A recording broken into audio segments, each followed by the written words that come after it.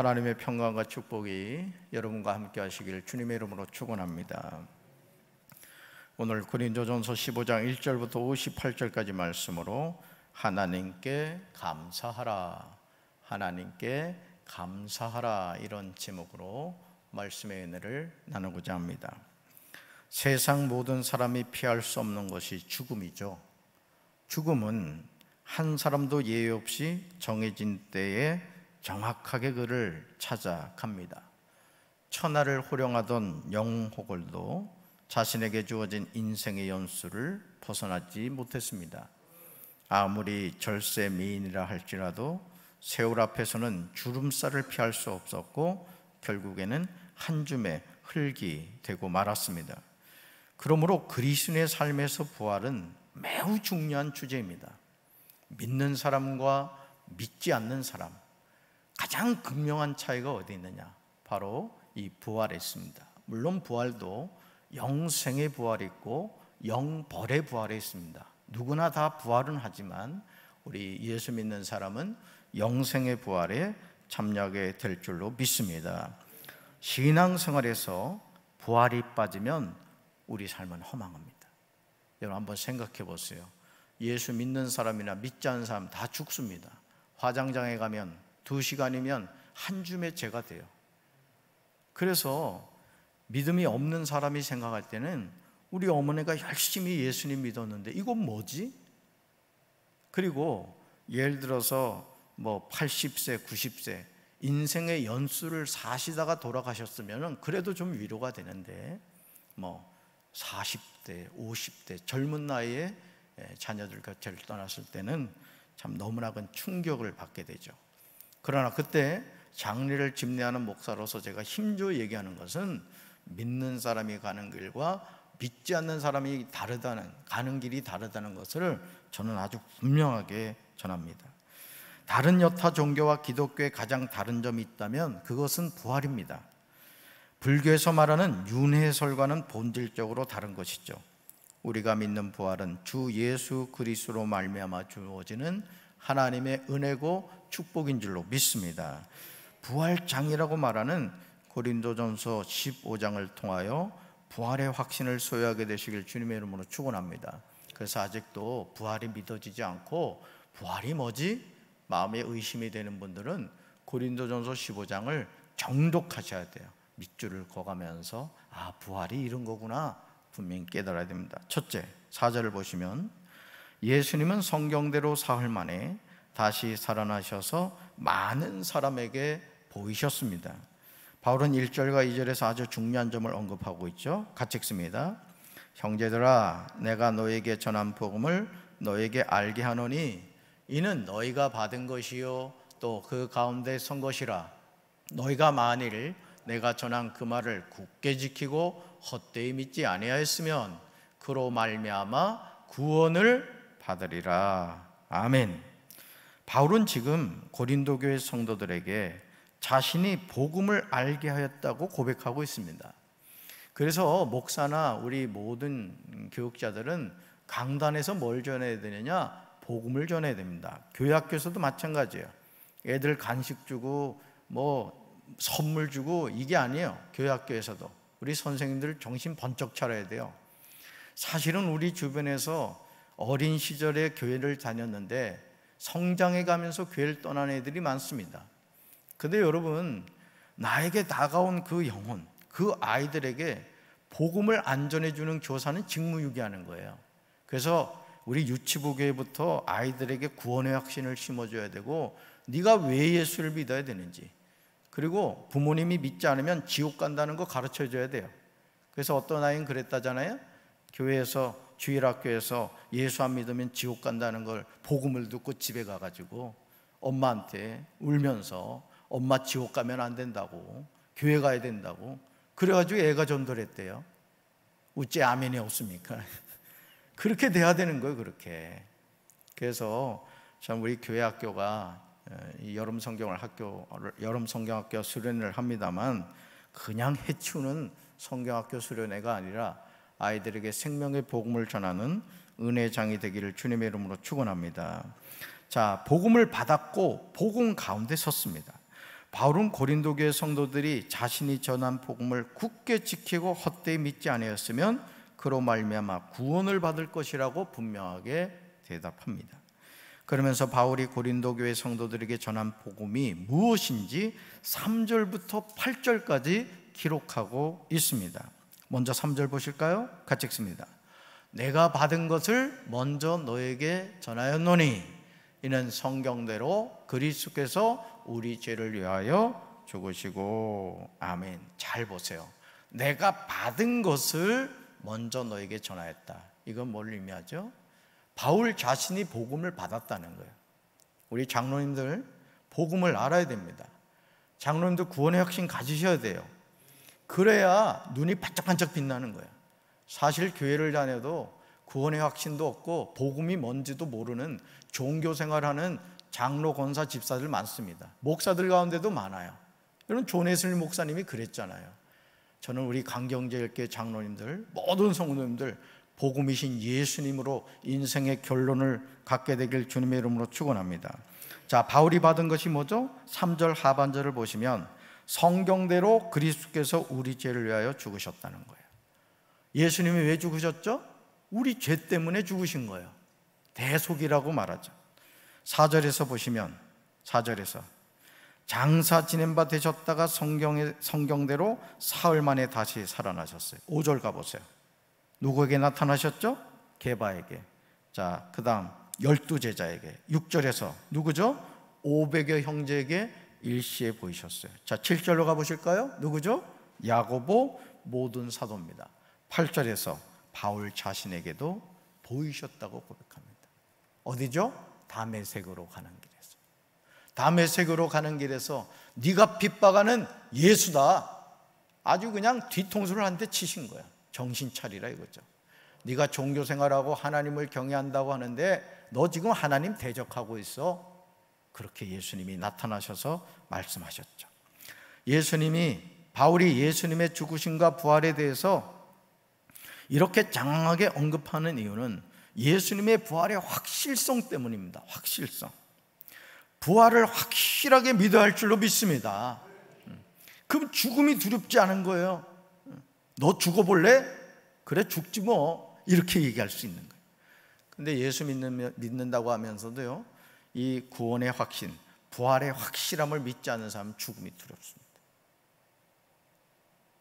그러니까 여러분, 우리 육신에 병이 들었을 때도 하나님이 그렇잖아요.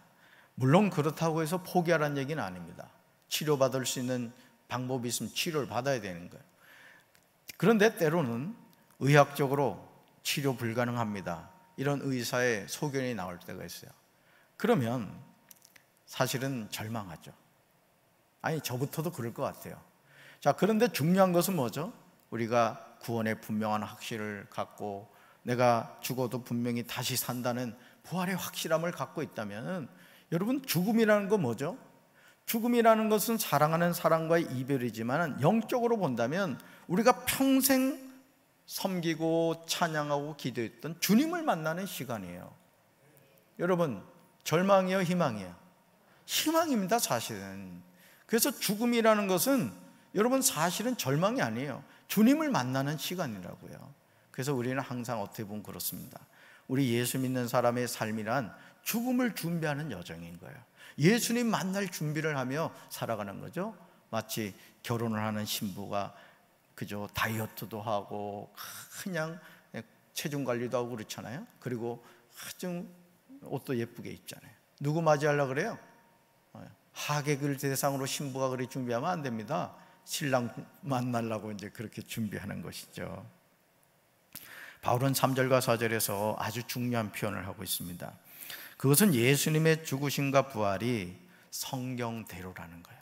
바울은요, 바울 서신에 보면은 이 표현을 참 많이 합니다. 성경대로 이루어진 것임을 밝히고 있습니다. 우연히 된 것이 아니라는 뜻이죠. 이 사실을 깨닫게 된 바울은 10절에서요 놀라운 고백을 하죠. 같이 읽습니다. 그러나 내가 나된 것은 하나님의 은혜로 된 것이니 내게 주신 그의 은혜가 헛되지 아니하여 내가 모든 사도보다 더 많이 수고하였으나 내가 한 것이 아니요 오직 나와 함께 하신 하나님의 은혜로라. 아멘. 저는 이 고백이 저와 여러분의 고백이 되길 주님의 이름으로 축원합니다. 구원받음은 전적인 하나님의 은혜인 줄로 믿습니다. 두 번째로 12절 보시면 그리스도께서 죽은 자 가운데서 다시 살아나셨음을 분명하게 믿어야 합니다. 바울은 12절에서 죽은 사람의 부활을 믿지 않는 사람들이 있음을 지적하고 있어요. 같이 읽습니다. 그리스도께서 죽은 자 가운데서 다시 살아나셨다 전파되었거늘 너희 중에서 어떤 사람들은 어찌하여 죽은 자 가운데서 부활이 없다 하느냐. 아멘. 사실 이런 일은 오늘도 여전히 반복해서 일어나고 있습니다. 신앙생활을 하는 분들 가운데 죽은 자의 부활을 믿지 못하는 분들이 있어요. 왜냐하면 부활이 믿어지지 않기 때문이에요. 부모님이 돌아가셨을 때 제가 그 얘기합니다. 눈물 흘리십시오. 저도 아버지 돌아가셨는데 눈물이 얼마나 나는지요. 그냥 이만한, 못 보셨지만은 이만한 눈물이 그냥 뚝뚝뚝 떨어지고. 그래서 수없이 저도 장례를 했습니다만 막상 제 아버지가 66세로 돌아가시니까 너무 마음이 아픈 거예요. 막. 근데 그 눈물이요, 절망의 눈물이 아니었다는 거죠. 희망의 눈물이었어요. 그래서 제가 돌아가신 아버지 이렇게 얼굴을 뵈면서 제가 뭐라고 얘기했냐면은 아버지 고맙다고, 다시 만날 약속을 주고 가셔서 고맙다고. 그 육체는 한 줌의 흙이 돼서 벌써 백골이 진토가 됐지요. 그렇지만 다시 만날 약속, 천국에서 아버지를 다시 만난다는 생각을 하니까 너무너무 감사한 거예요. 너무너무 감사. 여러분 신앙생활 잘해야 할 줄로 믿습니다. 그래서 자녀들에게 돌아가실 때 야 어떡하냐, 나 이제 죽는다 이렇게 하시고 돌아가시지 마시고 천국에서 다시 만나자, 굿바이 이러고 돌아가시길 바래요. 우찌 아멘이 시원찮아요. 사랑하는 성도 여러분, 만약요 저와 여러분이 부활이 믿어지지 않으면 심각합니다. 13절 보시기 바래요. 13절 같이 읽습니다. 만일 죽은 자의 부활이 없으면 그리스도도 다시 살아나지 못하셨으리라. 바울은 부활이 확실하다는 근거로 그리스도의 부활을 제시하고 있습니다. 즉 그리스도께서 살아나지 않으셨다면 바울의 선포도 헛되고 저와 여러분의 믿음도 헛되기 때문이죠. 그러면서 15절, 16절, 17절, 18절에서 놀라운 고백을 하고 있습니다. 바울이 계속해서 강조하고자 하는 것은 예수 그리스도의 부활이 확실하다 이거예요. 자, 말씀 같이 읽습니다. 또 우리가 하나님의 거짓 증인으로 발견되리니 우리가 하나님이 그리스도를 다시 살리셨다고 증언하였습니다. 만일 죽은 자가 다시 살아나는 일이 없으면 하나님이 그리스도를 다시 살리지 아니하셨으리라. 만일 죽은 자가 다시 살아나신 일이 없으면 그리스도도 다시 살아나신 일이 없었을 터이요 그리스도께서 다시 살아나신 일이 없으면 너희의 믿음도 헛되고 너희가 여전히 죄 가운데 있을 것이요. 아멘. 바울이 전한 복음의 핵심은 하나님의 그리스도를 다시 살리셨다는 증언이죠. 그런데 만일 죽은 자가 다시 살아나신 일이 없었다면 어떻게 됩니까? 소급해서 올라가면 그리스도도 다시 살아나신 일이 없게 되는 것이죠. 그러므로 하나님이 그리스도를 사망의 권세에서 다시 살리신 것처럼 그 사실을 믿는 우리도 다시 살아나게 된다는 것이죠. 여러분, 예수님이 다시 살아나지 못하면 뭐가 문제가 되죠? 예수님이 부활하지 못하셨다면 뭐가 문제가 되는 거예요? 사망 권세를 이기지 못하게 되는 거예요. 죄의 삭은 사망이라고 했다고요. 예수님이 다시 살아나지 못하면 예수님도 뭐에 결국 패한 거예요? 사망 권세에 패한 거예요. 근데 예수님이 사흘 만에 사망 권세를 깨뜨리고 다시 살아나셨기 때문에, 잠자는 자들의 첫 열매가 되었기 때문에, 그 예수님이 있는 사람은 예수님이 다시 사신 것처럼 나도 다시 살게 되는 거예요. 할렐루야. 그래서 여러분 아파트를 이렇게 질 때 항상 뭐부터 져요? 모델하우스를 짓습니다. 모델하우스를 가서 A 스타일, B 스타일, C 스타일이 있어요. 내가 원하는 스타일을 선택하죠. 여러분 예수님은 부활의 모델하우스가 되신 거예요. 할렐루야. 그러면서 19절에서 자신의 솔직한 심정을 이야기합니다. 같이 읽습니다. 만일 그리스도 안에서 우리가 바라는 것이 다만 이 세상의 삶뿐이면 모든 사람 가운데 우리가 더욱 불쌍한 자이리라. 아멘. 이 말씀 여러분 암송하셔야 됩니다. 바울이 19절에서 말하고자 하는 것은 우리의 삶은 이 세상에만 국한되지 않는다는 거예요. 즉 영원한 하나님의 나라가 있다는 거예요. 여러분 믿습니까? 그래서 여러분, 우리는 이 세상의 삶이 뭐예요? 광야의 여정입니다. 이걸 아셔야 돼요. 내가 돈 좀 있다, 건강하다, 내가 뜻한 대로 인생이 된다, 심각합니다 여러분. 거기에 안주하면 안 됩니다 여러분. 항상 우리의 시선은 어디에요? 눈을 들어 천국을 바라봐야 돼요. 그래서 신앙생활에도요, 열심히 하십시오. 열심히 교회 와도 뺀질뺀질거리지 말고 내가 할 일이 뭐가 있나. 여러분, 적금도 붓는 사람이 적금 타는 거예요. 주님을 위해서도 열심을 가지고 일하셔야 돼요. 열심을 가지고. 어제도 그 무더운 날씨에 농구장 그 페인트 칠하는데 우리 장로님들하고 권사님들, 집사님들 오셔가지고 얼마나 수고한지 모르요. 어떤 권사님 한번 저녁 늦게까지 그냥 그 애들 그거 농구 그 링 그거 하는 거 페인트 칠하고 그러더라고요. 여러분, 우리가 열심 가집시다. 아멘. 강경제일교 성도는 게을러 터지면 안 돼. 열심히 해야 돼. 눈도 그냥 반짝반짝 해야 된다고. 안 되면 렌즈라도 끼세요. 렌즈라도. 그 반짝반짝한 렌즈 있더라고. 영원한 하나님의 나라가 있는 줄로 믿습니다. 죽은 자의 부활은 우리의 믿음이 헛되지 않음을 분명하게 보여줘요. 그럼요, 수능생이 무더위 참고 정말 놀고 싶어도 놀지 않고 열심히 공부한 학생은요, 수능 점수를 받아보면은 그 기쁨을 누리게 되는 거예요. 여러분, 우리가 천국에서 하나님 주신 상급 받아야 될 줄로 믿습니다. 세 번째로 21절이에요. 사망이 한 사람으로 말미암았듯이 죽은 자의 부활도 동일함을 알아야 합니다. 바울은 20절에서 그리스도의 죽음과 부활이 무엇을 의미하는지 말하고 있어요. 같이 읽습니다. 그러나 이제 그리스도께서 죽은 자 가운데서 다시 살아나사 잠자는 자들의 첫 열매가 되셨도다. 아멘. 이 잠잔다는 것은 죽은 자들을 말하는 거죠. 예수님은 분명히 죽으셨어요. 예수님 분명히 사셨어요. 자, 예수님 왜 분명히 죽어야 되죠? 예수님이 기절하면 안 됩니다. 예수님이 죽으셔야 되는 이유는 우리의 죄값 때문에, 죄의 삭은 사망이기 때문에 죽으신 거예요. 예수님 다시 살아나셔야 해요. 반드시. 왜요? 사망 권세를 깨트리셔야 되기 때문에, 잠자는 자들의 첫 열매가 되셔야 되기 때문에. 바울은 예수님의 다시 살아나심을 잠자는 자들의 첫 열매라고 강조하고 있습니다. 그러면서 21절과 22절에서 사망과 부활이 한 사람과 연관됨을 말하고 있어요. 같이 읽습니다. 사망이 한 사람으로 말미암았으니 죽은 자의 부활도 한 사람으로 말미암는도다. 아담 안에서 모든 사람이 죽은 것 같이 그리스도 안에서 모든 사람이 삶을 얻으리라. 아멘. 왜 사망이 사람들에게 왔습니까? 그 이유는 아담이 죄를 지었기 때문에요. 여러분, 가문에 흐르는 저주를 끊으라, 그런 책이 예전에 유행한 적이 있는데, 왜 우리가 부모로서 구별된 삶을 살아야 되느냐? 예를 들어 그렇습니다. 아버지가 알코올 중독자면요, 자녀가 알코올 중독자가 될 가능성이 높아요. 부모가 도박을 하면 그 후손 가운데 도박하는 사람이 나올 가능성이 높아요. 여러분, 저는 강경제일교회 모든 가정이 믿음의 명문가가 되길 주님의 이름으로 축원합니다. 조상 때까지는 어떻게 못해요. 내 힘으로. 이미 지나간 과거라고요. 그러나 내가 살아있는 이 순간은 영적으로 깨어 기도하고 새로운 믿음의 가문을 세워가고 나쁜 습성들을 고쳐가고, 알거든요. 조상으로부터 이어져 오는 나쁜 그런 게 있어요. 막 혈기 부리고 막 거짓말하고 이런 게 있어요. 이게 가문에 흐르는 영적인 기운이 있다고요.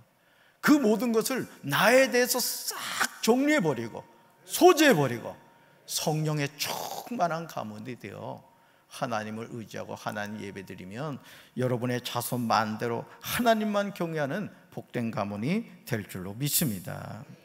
우리가 어떻게 부활에 참여하게 됩니까? 그 이유는 예수 그리스도가 다시 살아나셨기 때문이죠. 아담의 범죄로 모든 사람이 죽음에 이르게 되었습니다. 예수 그리스도를 믿는 모든 사람은 영생을 얻게 되었습니다. 한 사람은 이렇게 중요한 거예요. 남편 탓하지 마세요. 조상 탓하지 마세요.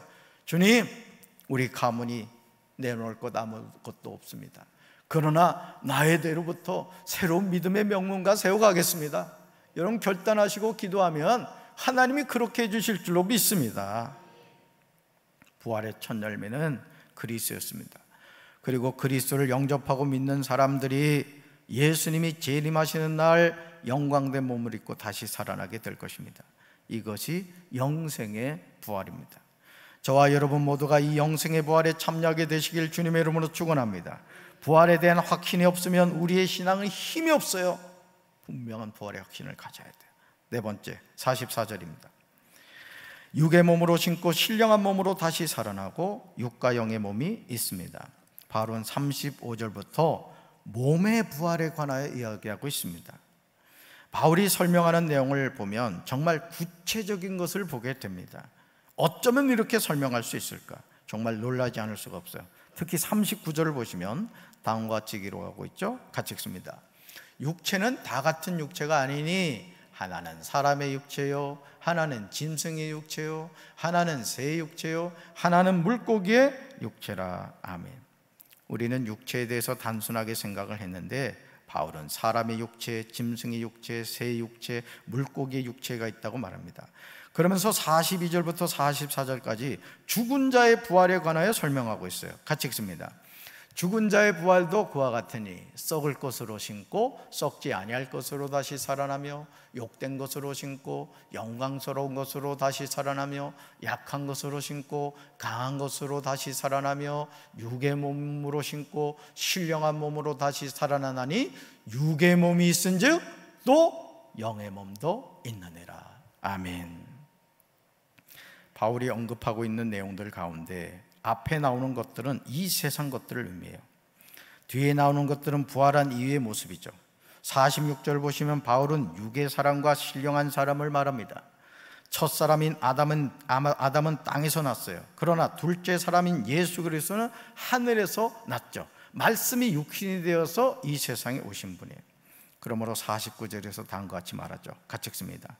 우리가 흙에 속한 자의 형상을 입은 것 같이 또한 하늘에 속한 이의 형상을 입으리라. 아멘. 지금 저와 여러분은 흙에 속한 자의 형상을 입고 살아가죠. 하지만 우리가 육신의 장막을 벗었을 때 우리는 하늘에 속한 이의 형상을 입게 될 줄로 믿습니다. 이런 은혜에 참여하게 되시길 주님의 이름으로 축원합니다. 자, 마지막으로 57절이에요. 우리 주 예수 그리스도로 말미암아 승리를 주시는 하나님께 감사해야 합니다. 바울은 50절에서 다음과 같이 말하죠. 같이 읽습니다. 형제들아, 내가 이것을 말하노니 혈과 육은 하나님의 나라를 이어받을 수 없고 또한 썩는 것은 썩지 아니하는 것을 유업으로 받지 못하느니라. 아멘. 자, 그렇다면 이 문제를 어떻게 극복해야 됩니까? 그 방법이 51절과 52절에 나와요. 같이 읽습니다. 보라, 내가 너에게 비밀을 말하노니 우리가 다 잠잘 것이 아니요 마지막 나팔에 순식간에 호련히 다 변화되리니 나팔 소리가 나매 죽은 자들이 썩지 아니할 것으로 다시 살아나고 우리도 변화되리라. 아멘. 바울이 말하는 비밀이 무엇입니까? 마지막 나팔에 순식간에 호련히 다 변화된다는 거예요. 우리도 변화된다는 거죠. 그 변화가 무엇이냐? 53절과 54절에 이렇게 나오죠. 자, 그러면서 55절에서 바울은 사망을 향하여 묻습니다. 55절 같이 읽어요. 사망아, 너의 승리가 어디 있느냐? 사망아, 내가 쏘는 것이 어디 있느냐? 아멘. 왜 바울은 사망을 향하여 묻고 있습니까? 왜냐하면 이 세상 모든 사람이 사망의 종노릇을 하고 있기 때문에 그렇습니다. 그러면서 57절과 58절에서 승리의 찬가를 불러요. 제가 화장 예배에 가서 또 학원 예배 드릴 때 이 말씀을 꼭 읽습니다. 우리 말씀 같이 읽습니다. 57절 58절이에요. 우리 주 예수 그리스도로 말미암아 우리에게 승리를 주시는 하나님께 감사하노니 그러므로 내 사랑하는 형제들아, 견실하며 흔들리지 말고 항상 주의 일에 더욱 힘쓰는 자들이 되라. 이는 너희 수고가 주 안에서 헛되지 않은 줄 알미라. 아멘. 저와 여러분에게 승리를 주신 분이 우리 주 예수 그리스도십니다. 그러면 이제 우리는 견실해야 할 줄로 믿습니다. 흔들리지 않아야 될 줄로 믿습니다. 항상 주의 일에 더욱 힘쓰는 자들이 되셔야 돼요. 그래서 죽음을 두려워하는 인생이 아니라 죽음을 향하여 당당하게 기다리고 있었노라고, 내가 예수님 만나러 갈 준비가 됐다고, 그런 분명한 구원의 확신을 가지고 저와 여러분에게 다가오는 죽음을 맞이할 수 있는 저와 여러분 되시기를 주님의 이름으로 축원합니다. 가슴에 손 얹겠습니다. 하나님 아버지, 우리가 맞이하는 주일이 무슨 날입니까? 예수님이 사망 권세를 깨뜨리시고 살아나신 날입니다. 더 로드스데이라고 말합니다. 주님의 날이라고 말합니다. 우리가 이 주님의 날을 하나님께 영과 진리로 예배하면서 구원의 확신이 없다면, 부활의 확신이 없다면 우리가 얼마나 허망한 인생을 살아갑니까? 주여, 우리 강경제일교회 모든 성도들에게 구원의 확신을 주시고 부활의 확신을 주시옵소서. 그래서 잠시 잠깐 살아가는 이 세상에 정주지 않게 도와주시고 눈을 들어 하늘을 바라보며 신랑 되신 예수님을 맞이할 준비를 하며 살아갈 수 있도록 주여 도와주시옵소서.